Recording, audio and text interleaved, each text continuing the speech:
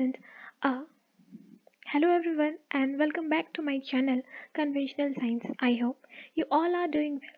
So today conventional science presents a very important topic that is glycogen metabolism. So ये topic examination point of view जितने भी आपको competitive exams होते हैं जैसे CSIR NET DBT GATE biotechnology BET इन सारे एग्जाम्स में आपको ग्लाइकोजन मेटाबॉलिज्म का बहुत इंपॉर्टेंट वेटेज में क्वेश्चंस पूछे जाते हैं। उसके अलावा अगर आप BSc बायोटेक्नोलॉजी या MSc बायोटेक्नोलॉजी कर रहे हो तो उसके सिलेबस में भी इसका बहुत बड़ा कंट्रीब्यूशन है। तो ये टॉपिक हमें अच्छे से क्लियर करनी चाहिए। तो चलिए आज हम इस टॉपिक को पढ़ते हैं। तो सबसे पहले हम जानते हैं कि ग्लाइकोजन है क्या। तो glycogen is actually a readily mobilised storage form of glucose.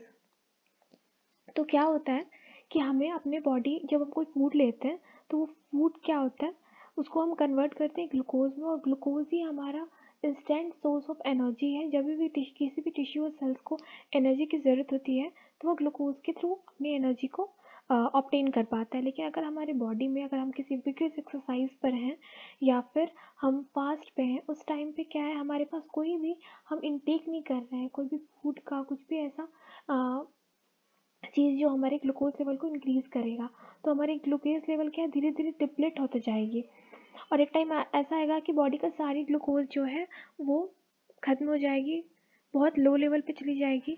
उस केस में हमारे टिश्यू को अगर ज़रूरत पड़ेगी तो उस टाइम पे हम क्या करेंगे, तो उस टाइम क्या रहता है कि हम लोग ग्लाइकोजन को तोड़ते हैं। अब ये ग्लाइकोजन क्या है कि जब हमारे बॉडी में एक्सेस ग्लूकोज होता है तो जितना यूज़ करना रहता है उतना सेल और टिश्यूज यूज़ कर लेते हैं, और जो एक्सेस अमाउंट में आपको बचता है ग्लूकोज उसको क्या करते हैं ये लोग ग्लाइकोजन में कन्वर्ट कर देते हैं। एक स्टोर्ड फॉर्म में एक्चुअली है ये ग्लूकोज का।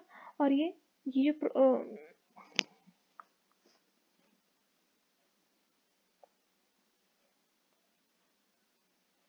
Hello everyone and welcome back to my channel Conventional Science. I hope you all are doing well. So today Conventional Science presents a very important topic that is glycogen metabolism. ये topic जितने भी competitive exams हैं like CSIR NET DBT बेट gate biotechnology जैसे exams में ये बहुत weightage है इन topics का और ये हमें बहुत अच्छे से पढ़ना चाहिए। तो चलिए आज हम इसी को पढ़ते हैं। सबसे पहले हम जानते हैं कि ग्लाइकोजन होता क्या है। तो it is a storage form of glucose और it is a storage form of energy. So होता क्या है कि हम जब फूड इनटेक करते हैं और तो फूड से क्या होता है हम उसको फूड को कॉम्प्लेक्स मॉलिक्यूल्स को तोड़कर हम उसको सिंपलेस्ट फॉर्म में करते हैं ग्लूकोज, जो कि इंस्टेंट सोर्स ऑफ एनर्जी होता है। किसी भी टिश्यूज या सेल्स को अगर एनर्जी चाहिए होती है तो वो ग्लूकोज के फॉर्म में ही लेता है, फिर वो उसका फर्दर ब्रेक डाउन करता है। तो अगर हमने फूड लिया है और उसको हम ज़्यादा यूटिलाइज़ नहीं कर पा रहे हैं, मतलब हमने फूड ले लिया और फिर हम लेट गए या सो गए तो हम उतना यूज़ नहीं कर रहे हैं एनर्जी, तो उस टाइम पे जो है जितनी चाहिए होती है मेटाबॉलिज्म एक्टिविटी करने के लिए, मेटाबॉलिक पाथवेज को रन करने के लिए उतना सेल्स और टिश्यूज़ और ऑर्गन्स ले लेते हैं। लेकिन जो एक्सेस अमाउंट ऑफ ग्लूकोज बच जाता है उसको क्या करते हैं कि जो हमारी लिवर है उसको स्टोर कर लेती है ग्लाइकोजन के फॉर्म में। ना सिर्फ लिवर, मसल्स भी ग्लाइकोजन को स्टोर करती है। ये actually storage form of energy है। और जब भी हम किसी फास्ट पे जाते हैं, स्टार्वेशन के पीरियड में रहते हैं या फिर हम कोई विगरस एक्सरसाइज करते हैं, उस टाइम पे हमारा जो ब्लड का ग्लूकोज लेवल है वो काफ़ी कम हो जाता है। उस टाइम पे हमें एनर्जी चाहिए होती है और ये एनर्जी हमको ग्लाइकोजन से मिलती है। उस टाइम पे ग्लाइकोजन का ब्रेकेज होता है और उसके ब्रेक होने से ग्लूकोज रेसिड्यूज निकलते हैं और उन ग्लूकोज रेसिड्यूज को हम एज ए एनर्जी ऑब्टेन करते हैं। तो ये चीज़ आप समझ गए कि ग्लाइकोजन है क्या। अगर हम इसका फिजिकल स्ट्रक्चर देखते हैं तो it is a very large branched polymer of glucose residues. और जो ग्लूकोज रेसिड्यूज जो हैं ये लीनियरली के साथ साथ ब्रांच्ड भी होते हैं। बहुत कॉम्प्लेक्स स्ट्रक्चर होता है, लीनियर होते हैं और हर जगह जैसे ब्रांचिंग भी होती है। और ये पॉलीमर होते हैं और इनके जो मोनोमर्स यूनिट होते हैं वो ग्लूकोज रेसिड्यूज होते हैं। अब क्या हुआ कि जब ये लीनियरली अरेंज्ड रहते हैं तो ग्लूकोज मॉलिक्यूल्स के को जोड़ने वाले जो लिंकेज होती है वो अल्फा 1,4 ग्लाइकोसिडिक लिंकेज होती है। और लीनियरली अरेंज्ड जो रेसिड्यूज है उनके हर 10th रेसिड्यूज के में आपको ब्रांचिंग होती है और वो ब्रांचिंग जो है अल्फा 1,6 ग्लाइकोसिडिक बॉन्ड के थ्रू होती है। तो ये चीज़ आप समझ गए कि ये होता क्या है और इसका बायोलॉजिकल और फिजिकल स्ट्रक्चर क्या है, वो आप समझ गए हो। यहाँ पे आप जो ग्लाइकोजन है उसका आप फिजिकल स्ट्रक्चर देख सकते हो कि जैसे कि नीचे आपको दो ग्लूकोज रेसिड्यूज जुड़े हुए हैं, वन फॉर लिंकेज के थ्रू, फिर आपको ब्रांचिंग हुई है और ब्रांचिंग जो है वो हर 10th रेसिड्यू पे होती है और वो आपको अल्फा 1,6 ग्लाइकोसिडिक लिंकेज के थ्रू होती है। ठीक है, अब हम देखते हैं कि क्वेश्चन यहाँ पे अराइज होता है कि हम जो भी स्टोर्ड एनर्जी है उसको हम ग्लाइकोजन के फॉर्म में क्यों रखते हैं, हम उसको फैटी एसिड के फॉर्म में क्यों नहीं रखते हैं। क्योंकि हमको पता है कि फैटी एसिड जो है वो ग्लूकोज से और कोई भी कार्बोहाइड्रेट सोर्स से डबल अमाउंट ऑफ एनर्जी देती है। जो जितना हमें कोई भी कार्बोहाइड्रेट सोर्स प्रोवाइड करता है एनर्जी, उससे डबल एनर्जी हमको फैटी एसिड प्रोवाइड करती है। तो फिर ऐसा क्या रीज़न है कि हम स्टोर्ड फॉर्म ऑफ एनर्जी को में हम फैटी एसिड को ना कंसिडर करके हम ग्लाइकोजन को ही अपना सोर्स बनाते हैं, स्टोर्ड फॉर्म हम फैटी एसिड को क्यों नहीं बनाते। तो इसका बहुत सारे रीजंस हैं, उन रीजंस को हम देखते हैं। तो सबसे पहले ये है the control breakdown of glycogen and release of glucose increase the amount of glucose that is available between meals. Hence, glycogen serve as a buffer to maintain blood glucose levels. Fatty acids का क्या है ना, बहुत vigorous आपको क्या कहते हैं breakdown होता है, वो ना कंट्रोलेबल नहीं होता है। लेकिन ग्लाइकोजन में है कि ऐसा नहीं कि ग्लाइकोजन का ब्रेकडाउन हो रहा है तो एक ही साथ सारा का सारा हो गया, वो बहुत लिमिटेड, जितना चाहिए उतना होगा, फिर बाकी वो नहीं टूटेगा, फिर जितना चाहिए उतना टूटेगा। तो बहुत लिमिटेड और कंट्रोल्ड वे में जो हमारी बॉडी है वो वो ग्लाइकोजन का ब्रेकडाउन कर पाती है। जबकि ये केस अगर फैटी एसिड होता तो हम कंट्रोल अमाउंट में हमारी बॉडी सेल्स जो है उसको ब्रेक नहीं कर पाती। उसके बाद से दूसरा है कि जो ग्लाइकोजन का जो रोल है मेंटेनिंग ब्लड ग्लूकोज लेवल, वो बहुत इंपॉर्टेंट है। बिकॉज जो ग्लूकोज है वो बहुत इंपॉर्टेंट है और हमारे ब्रेन और जो हमारी आर्थ्रोसाइट्स होती है, हमारी आर्बिसल सेल्स होती है, वो प्योरली ग्लूकोज पे डिपेंडेंट रहती है अपने एनर्जी नीड्स के लिए और उनको ना कंटिन्यूस सप्लाई चाहिए होती है ग्लूकोज की। ऐसे केस में अगर ग्लूकोज थोड़ा भी कम हुआ तो ग्लाइकोजन जो है आपको तुरंत ग्लूकोज प्रोवाइड करती है। और जो ग्लाइकोजन से जो ग्लूकोज होते हैं वो ना वो बहुत रीडली इमोबिलाइज्ड भी होते हैं और जहाँ जहाँ नीड होती है वहाँ वहाँ वह तुरंत के तुरंत डिफ्यूज़ होके वहाँ पे पहुँच भी जाते हैं। उसके बाद से फैटी एसिड्स के अनलाइक फैटी एसिड्स जो ग्लूकोज होते हैं वो क्या होते हैं कि वो बिना ऑक्सीजन के प्रेजेंस में भी वो जो है उनकी वो एनर्जी सप्लाई कर सकते हैं। जबकि अगर फैटी एसिड्स की बात करें तो फैटी एसिड्स को ब्रेक डाउन होने के लिए ऑक्सीजन चाहिए होती है। जबकि ग्लाइकोजन अगर टूटता है ग्लूकोज में तो वहाँ पे आपको वो एनारोबिक कंडीशन में भी एनर्जी को दे सकता है। अगर हम ग्लाइकोजन के साइट्स की बात करें कि ये कहाँ कहाँ पाया जाता है, तो ये मेजरली लीवर और स्केलेटल मसल्स में पाया जाता है। अगर हम इसकी कॉन्सेंट्रेशन की बात करते हैं तो जो इसका कॉन्सेंट्रेशन होता है ग्लाइकोजन का वो लीवर में ज़्यादा होता है as compared to muscle. But चूँकि लीवर में है क्या कि लीवर में के जो सेल्स होते हैं उनको अगर हम कंपेयर करें मसल सेल्स से तो मसल सेल्स की जो क्या कहती है उनकी जो नंबर्स रहती है वो ज़्यादा रहती है as compared to liver cells. इसलिए चूँकि उनका नंबर ज़्यादा है मसल सेल्स का as compared to liver cells, इसलिए जो टोटल अमाउंट अगर बात करते हैं ग्लाइकोजन की किस में प्रेजेंट है तो वो ज़्यादा मसल में स्टोर रहता है और लिवर में उतना नहीं रहता है। लेकिन अगर कॉन्सेंट्रेशन की बात करें तो लिवर में ज़्यादा रहता है एज़ कम्पेयर टू मसल्स।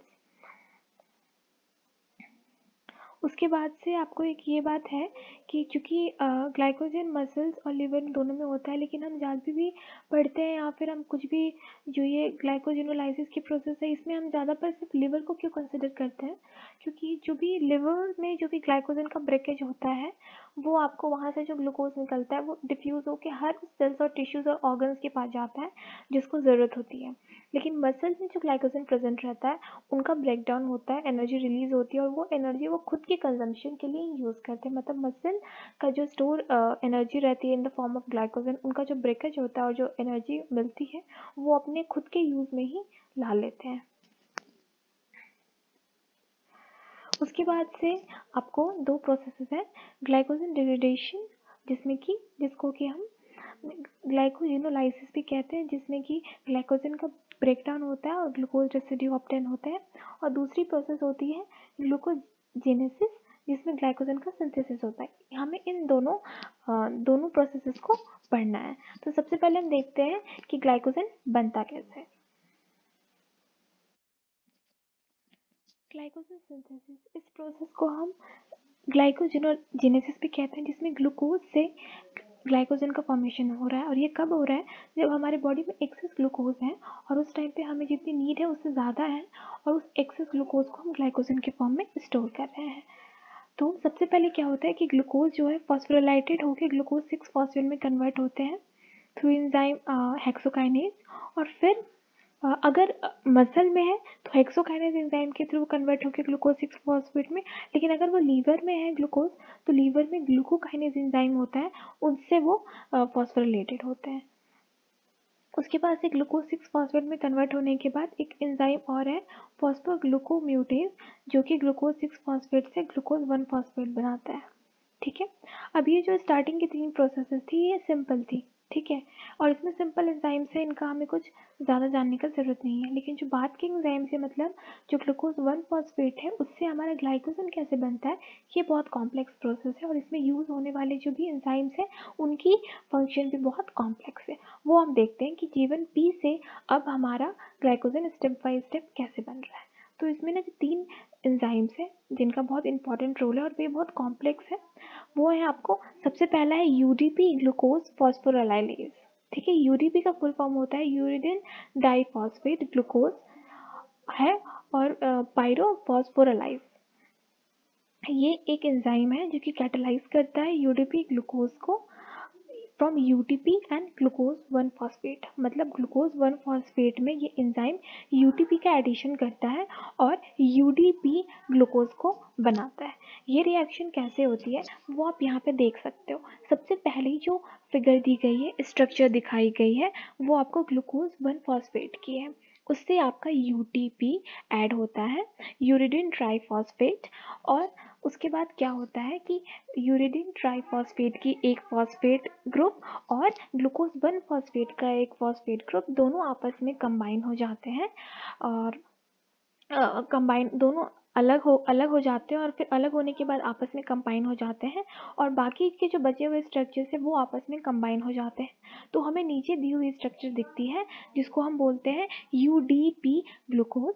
और उसके बाद पीपीआई, यहाँ पे इसका जो पहली वाली पी है वो आपको ग्लूकोज 1 फॉस्फेट से आई है, और जो आपको दूसरी वाली पी आई है वो आपको इनऑर्गेनिक फॉस्फेट को दिखा रहा है, जो कि हमारे यूटीपी से आई है। ठीक है।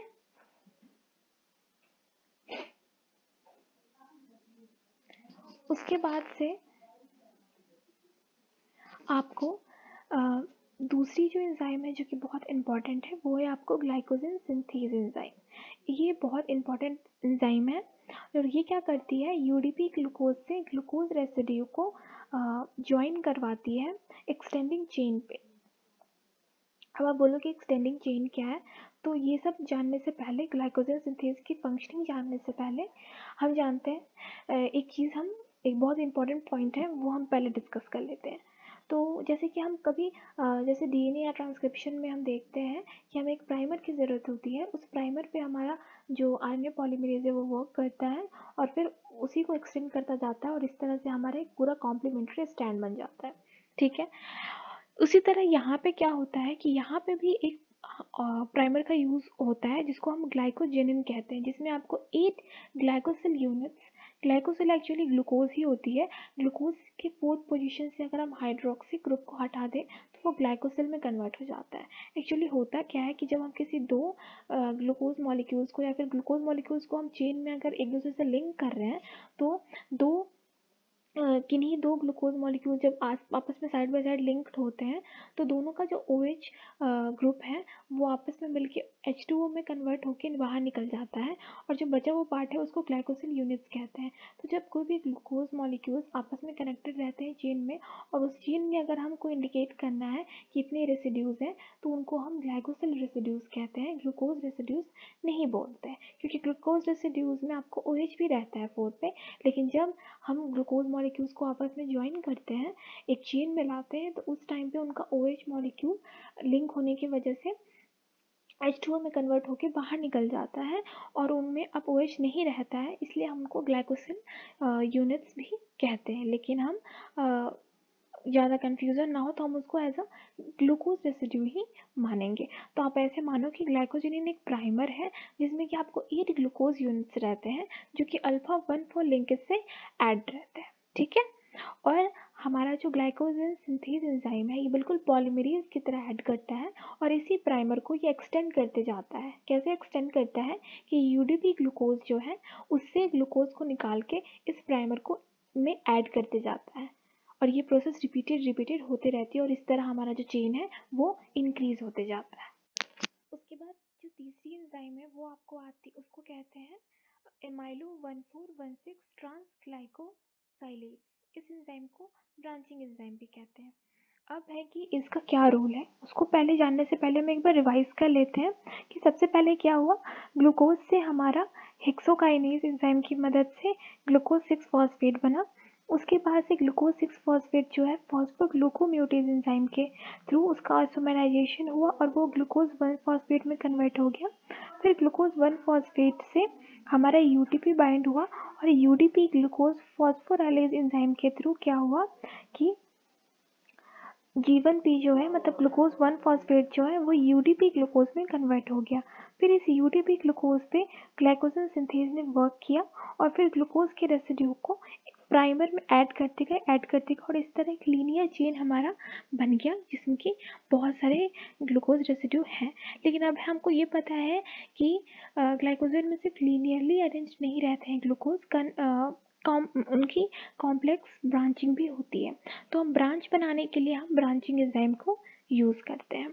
ये क्या करता है कि जो मेन चेन होती है जो कि लीनियर चेन होती है उसमें से कहीं पे भी आपको ब्रेक कर देता है, वहाँ पे निक बना देता है और वहाँ से आधे रेसिड्यूज़ को लेकर किसी दूसरे पॉइंट पे जोड़ के एक ब्रांच का फॉर्मेशन करता है।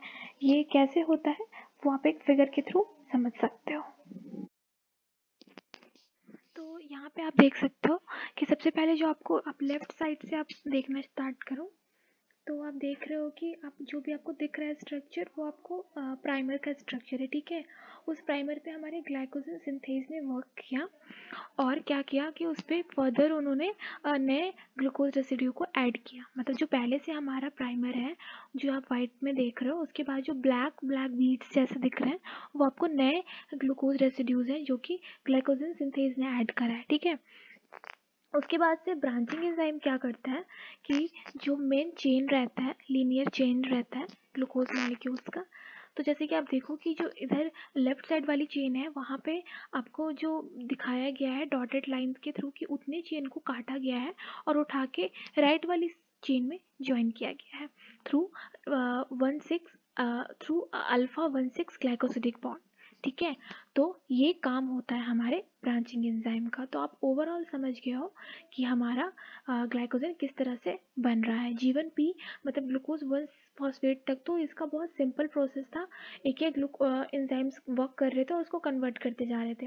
ग्लूकोज 1 फॉस्फेट जो है फिर यूडीपी ग्लूकोज फॉस्फोराइलेज एंजाइम के थ्रू यूडीपी ग्लूकोज में काम करता है जो कि एक इमीडिएट ग्लूकोज डोनर रेसिड्यू की तरह काम करता है जो कि ग्लाइकोजन सिंथेज के द्वारा के द्वारा वर्क किए जाने पर क्या करता है वो यूडीपी ग्लूकोज जो है ग्लूकोज रेसिड्यू एक एक करके देने लगता है।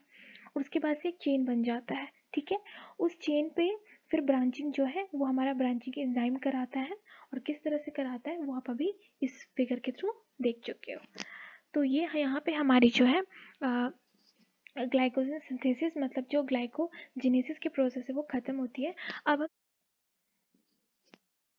ग्लाइकोजन डिग्रेडेशन इसको मेथड को हम ग्लाइकोजेनोलाइसिस भी कह सकते हैं जिसमें कि ग्लाइकोजन का ब्रेक डाउन होता है ग्लूकोज रेसिड्यूज में, ठीक है। ये प्रोसेस कब होती है तो जब हमारे बॉडी में ब्लड में जो ग्लूकोज का लेवल है वो बिल्कुल कम हो जाता है। ये कब होता है स्टार्वेशन पीरियड में या फिर जब हम किसी विगरस एक्सरसाइज को करते हैं तब। उस केस में हमारे सेल्स और टिश्यूज़ को एनर्जी चाहिए होती है और हमारे बॉडी के शुगर लेवल में बिल्कुल डाउन हो चुकी रहती है, ग्लूकोज बिल्कुल भी नहीं होता। उस केस में हमारे लेवल में मौजूद जो स्टोर्ड फॉर्म ऑफ एनर्जी है, मतलब ग्लाइकोजन है, उसका ब्रेक डाउन होता है। वो ब्रेक होने पर वो ग्लूकोज रेसिड्यू को देता है एज अ मोनोमर, और फिर उस ग्लूकोज रेसिड्यू को हम यूज़ करते हैं अपने इंस्टेंट एनर्जी सोर्स के लिए, ठीक है। तो इस प्रोसेस में जो दो एंजाइम्स हैं जो कि बहुत इंपॉर्टेंट रोल प्ले करती हैं, वो है ग्लाइकोजन फॉस्फोरिलेज एंजाइम और दूसरा है ग्लाइकोजन डी-ब्रांचिंग एंजाइम, ठीक है। अब ये दोनों जो इम्पोर्टेंट एंजाइम्स है, ये किस तरह से इस प्रोसेस को में कंट्रीब्यूशन देती हैं अपनी, वो हम देखते हैं, ठीक है। Glycogen phosphorylase degrades glycogen by breaking alpha-1,4-glycosidic bonds to release glucose units one at a time from the non-reducing end of the glycogen molecule as glucose 1-phosphate। अब इसका मतलब क्या हुआ, ठीक है। यहाँ पे ये बतलाया जा रहा है कि ग्लाइकोजन फॉस्फोरिलेज एक एंजाइम है जो कि फॉस्फेट ग्रुप का एडिशन करवाता है। कहाँ कराता है? तो जैसे कोई एक चेन है, तो चेन में जो सबसे पहले या फिर जो आखिरी, मतलब जो टर्मिनल कार्बन्स रहते हैं, जो टर्मिनल ग्लूकोज रेसिड्यूज हैं, उन पे ये एक्ट करता है।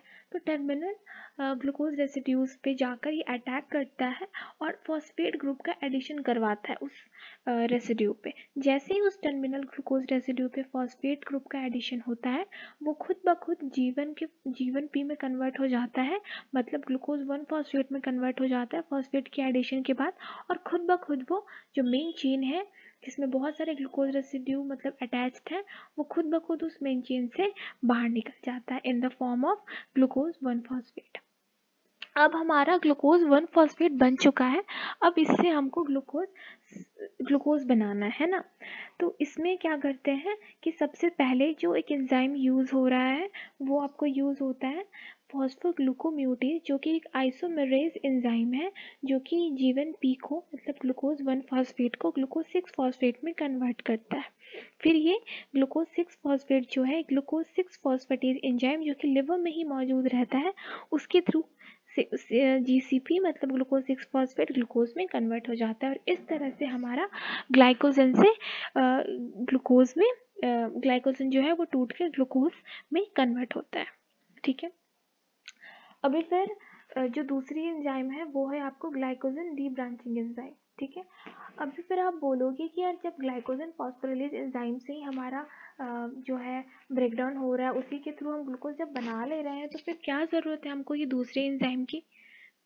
मतलब क्या इससे कोई फ़र्क तो नहीं पड़ रहा है हमें? क्या ऐसा फ़र्क पड़ रहा है जिसकी वजह से हमको ये एंजाइम जो है यूज़ करना पड़ रहा है? तो इसको आप देख सकते हो कि इसका क्या यूज़ है। तो इसको मैं बताती हूँ कि जो हमारे यहाँ पे डी ब्रांचिंग एंजाइम यूज़ होती है, उसको हम बोलते हैं ग्लूकागन ट्रांसफरेज। ये दो तरह की एक्टिविटीज़ शो करता है, ट्रांसफरेज एक्टिविटी और ग्लूकोसाइडेज एक्टिविटी। ट्रांसफरेज एक्टिविटी में क्या होता है और ग्लाइकोसिडेज एक्टिविटी में क्या होता है, उससे जानने से पहले हम एक बार देखते हैं कि हमें इस एंजाइम का यूज़ ही क्यों कर रहे हैं। कुछ ना कुछ लिमिटेशन होगा ग्लाइकोजन फॉस्फोरिलेज एंजाइम का, क्योंकि ग्लाइकोजन फॉस्फोरिलेज एंजाइम के थ्रू ही हम आराम से, हमने देखा कि किस तरह से हम टर्मिनल ग्लूकोज का ब्रेकडाउन करते जाएंगे और किस तरह से हम आराम से G1P से ग्लूकोज बना लेंगे। लेकिन एक तो ये स्लो प्रोसेस है, क्योंकि एक एक करके टर्मिनल से आपको निकालते जाओगे आप, और पहले वो G1P में आएगा, फिर G1P में आपको बहुत सारी एंजाइम यूज़ करके आपको उसको ग्लूकोज में कन्वर्ट करना पड़ेगा। और दूसरा ये है कि एक इसका बहुत बड़ा लिमिटेशन ये है कि चूँकि ग्लाइकोजन में बहुत सारी ब्रांचिंग होती है, ठीक है।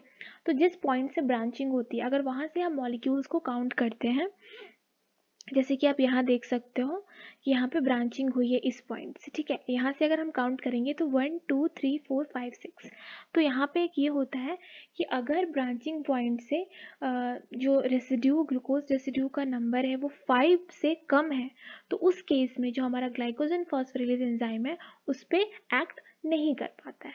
मतलब कि ये अभी 6 हैं, ठीक है, और यहाँ पे 5 रेसिड्यूज हैं, तो आराम से इस पे वर्क करेगा और फिर इस पे भी वर्क करेगा। लेकिन जैसे ही इस दोनों रेसिड्यू जो हैं अलग हो जाएंगे, उसके बाद यहाँ पे सिर्फ 4 रेसिड्यू बचेंगे और 5 से कम अगर रेसिड्यूज हैं ब्रांचिंग पॉइंट से, तो उस केस में जो है ग्लाइकोजन फॉस्फोरिलेज जो है उस पर वर्क नहीं कर पाता है।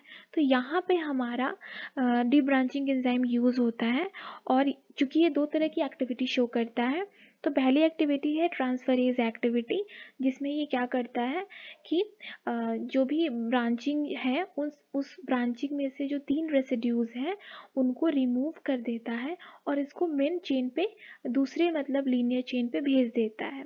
फिर एक जो रेसिड्यू बनती है उस पे हमारा ग्लाइकोसिडेज एक्टिविटी शो करता है ये एंजाइम, और फिर क्या करता है वहाँ उसको डायरेक्टली ब्रेक कर देता है उसका अल्फा 1,6 बॉन्ड, और वो अलग हो जाता है।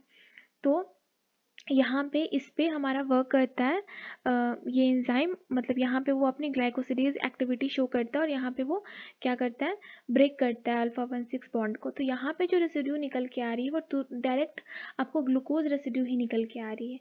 लेकिन ग्लाइकोजन फॉस्फोरिलेज के थ्रू जो हमने देखा था कि पहले वो उस पर फॉस्फेट ग्रुप ऐड हो रहा है, उसके बाद ये रेसिड्यू, जैसे इस पर पहले ग्लाइकोजन ट्रांसफरेज ग्लाइकोजन फॉस्फोरिलेज मतलब फॉस्फेट ग्रुप को ऐड करवाएगा, जैसे ही ऐड करेगा तो ये जीवन पी में कन्वर्ट हो जाएगा, और तब इसके ब्रेकेज होती है, तब ये अलग हो जाता है।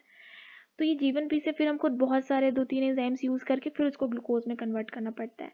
पर यहाँ पे क्या है कि यहाँ पे आपको डायरेक्ट जो है बस यही बच रहा है, तो बस इसी को ब्रेक कर देता है हमारा ये जो सेकेंड एंजाइम है, मतलब जो हमारा डी ब्रांचिंग एंजाइम का जो ग्लाइकोसिडेज एक्टिविटी वाला पोर्शन है वो ये काम करता है।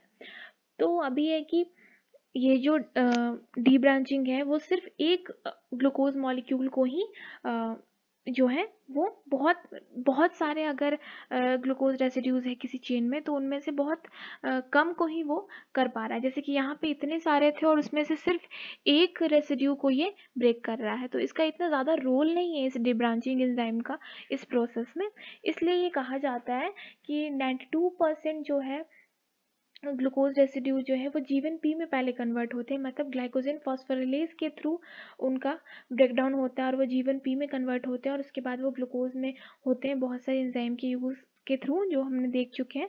और उसमें से कुछ 8% ऐसे रहते हैं जो डायरेक्ट ग्लूकोज में कन्वर्ट होते हैं थ्रू एंजाइम ये ग्लूकोजन ट्रांसफरेज, जो कि हमारा डी ब्रांचिंग एंजाइम है। तो आई होप आपको ये चीज़ समझ में आ गई होगी, और जो नीचे जो लिखी गई सेंटेंसेस है वो इसी जो फिगर है उसको क्लैरिफाई कर रही है, उसको एक्सप्लेन कर रही है। तो इस तरह से हमारी आज की जो टॉपिक थी ग्लाइकोजन मेटाबॉलिज्म वो ख़त्म होती है। तो आई होप आपको आज की टॉपिक समझ आई होगी। अगर आपको आज की टॉपिक में कहीं भी कुछ भी डाउट है तो आप कमेंट बॉक्स में पूछ सकते हो।